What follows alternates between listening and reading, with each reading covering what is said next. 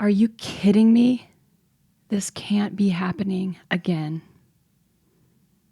I already knew the pain of losing a crew.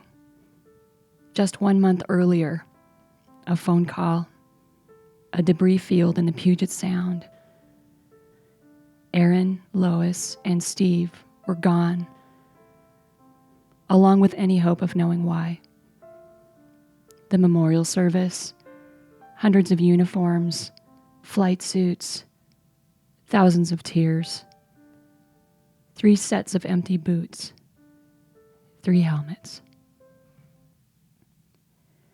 The rooftop helipad was far below us when I heard the engine die. We dropped, striking the edge of the building. The rotor blades exploded into shrapnel. We were falling, ricocheting between buildings. I closed my eyes and tried to make myself small. I knew the mechanisms of injury, blunt force, impalement, high-speed energy transfers. I was facing aft. It was dark. I couldn't see. It seemed like forever we were falling, and since there was nothing I could do, I had time to think. This time, it would be my empty flight boots and helmet in front of the flowers. How could my flight family go through this again? How could my own family, my friends? Seconds later, I found myself kneeling in the dirt next to the wreckage of our helicopter, checking my partner's pupils. She was unconscious. I don't think I gave a second thought to our patient. Our pilot got him out. What do you need? How can we help you? My chief flight nurse asked a few days later.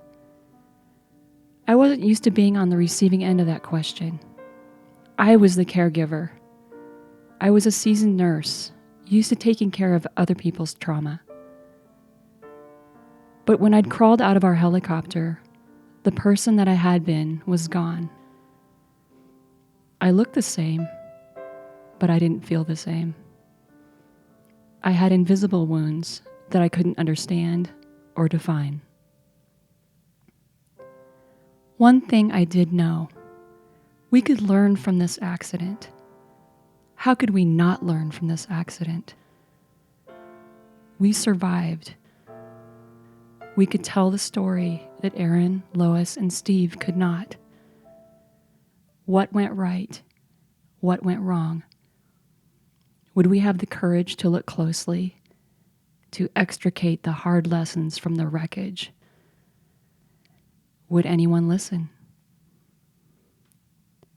I continued to fly because I did and still do strongly believe in the mission of air medicine.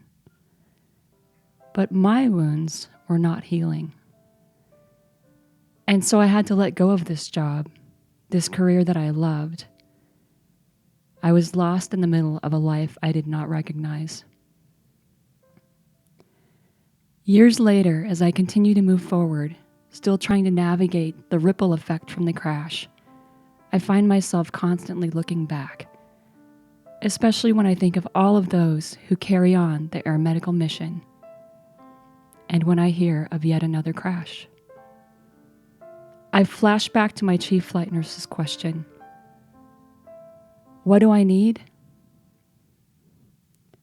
I need to know that history won't repeat itself for anyone else.